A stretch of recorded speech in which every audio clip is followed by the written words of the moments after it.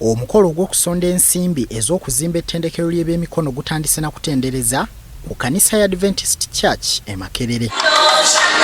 Omukolo guno gwetabiddwako minisita wa Kampala Hajjati Minsa Kabanda ng'asinzidde wano n'akalatira abavubuka okwettanira ebyemikono bawona okukaaba obwavu n'okugenda ebweru okukuba ebyeyo. Kubanga twakizuula nti abaana tebakyalina mirimu n'emirimu tegikyali si mu Uganda mwokka n'awalala. Mumanye nti bw'oyiga eby'omukono bw'oyiga okukola ebizigo bassamona batandika bwe batyo naye kati be bassamona bakyapambalasi bonna bakola ebizigo oba tonna bakola handson tosobola kubaako nakyokola.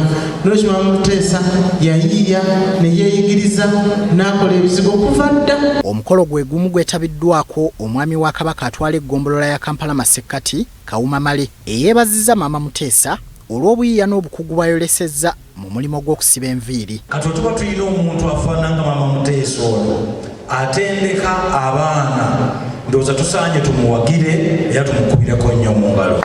Mbasaba twekkiririzeemu tukole buli mulimu ogusoboka.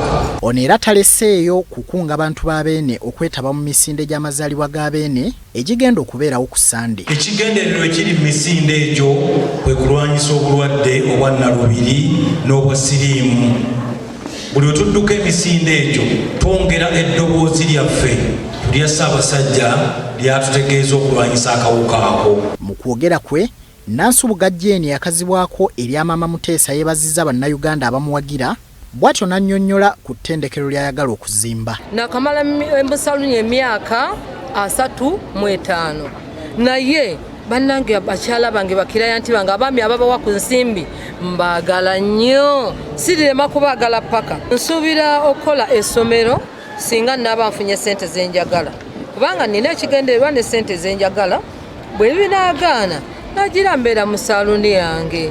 Naye nze kyeŋŋamba nti nga pulezidenti wa Uganda nga bwawulira nti ayagala nnyo abantu bakola ebyemikono nze wendi ate nze mukugu mu byo kwegamba ekyo kyo nakikuguka n'enkola ntya.